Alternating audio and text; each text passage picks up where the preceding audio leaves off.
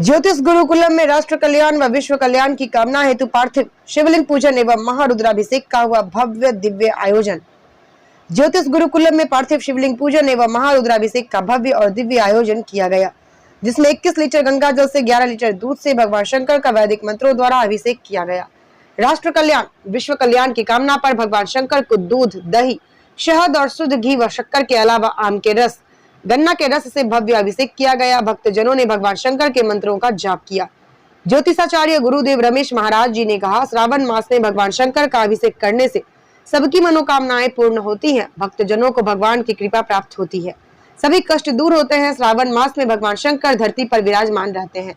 माँ पार्वती जी के साथ जो भी भक्तजन गंगा जल से भगवान का अभिषेक करते हैं, उनके समस्त रोग दूर हो जाते हैं।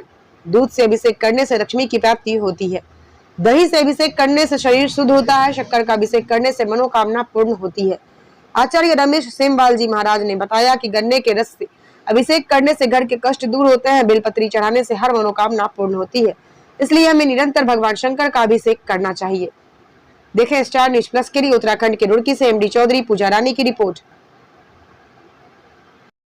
सरकार बंधुओं का बहुत बहुत धन्यवाद ज्योतिष गुरुकुलम में आने पर, और हम समय समय पर राष्ट्र के लिए, समाज के लिए, अपने लिए, पूरे राष्ट्र और विश्व के लिए यहाँ, क्योंकि नवग्रह ज्योतिष गुरुकुलम है, यहाँ पर निरंतर, और अब तो श्रावण महीना चल रहा है तो निरंतर रुद्राभिषेक चल रहा है राष्ट्र कल्याण के लिए। तो आज महारुद्राभिषेक और पार्थिव शिवलिंग पूजन, यानी पार्थिव शिवलिंग को बना करके उनका विशेष पूजन, और 21 लीटर गंगा जल से, 11 लीटर दुग्ध से, 1.25 लीटर दही से, शहद से, शक्करा से, इन सब चीज़ों से भगवान का अभिषेक किया जा रहा है। गन्ने के रस से, आम के रस से बेलपत्री चढ़ाई जाएंगी, भगवान के मंत्रों का जाप किया जाएगा। भगवान देवादिदेव महादेव सबकी रक्षा करने वाले हैं।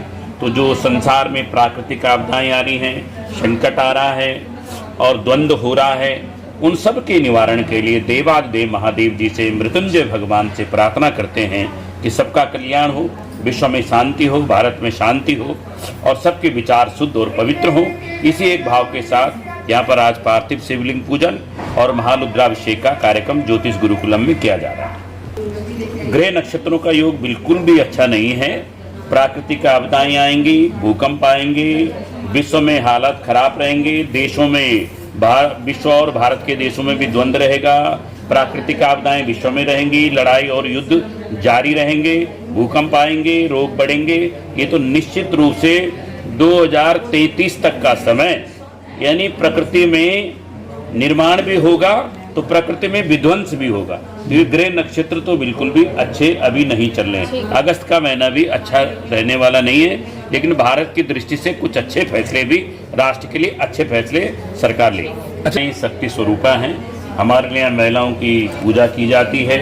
मातृ देवो भवा, पितृदेवो भवा, और हमारे यहाँ माँ दुर्गा के रूप में शक्ति है, माँ पार्वती के रूप में है, सरस्वती के रूप में है, लक्ष्मी के रूप में है। हम सबको प्रणाम करते हैं। लेकिन संत जो होते हैं, गुरु जो होते हैं, उनका कहने का भाव ये था कि सभी लोगों को, उन्होंने पुरुषों के लिए भी कहा, सबको चरित्रवान, ज्ञानवान, भक्तिवान, शक्तिवान बनना चाहिए। तो उनके बयान पे विवाद नहीं होना चाहिए। उन्होंने तो सभी लोगों को कहा है कि अपने वैदिक परंपरा को अपनाएं, माता पिता का सम्मान करें, और क्योंकि अपने सोचने की, समझने की शक्ति हमें भगवान राम से, भगवान कृष्ण से लेनी चाहिए। गुरु परंपरा पे चलना चाहिए, माता पिता का सम्मान करना चाहिए।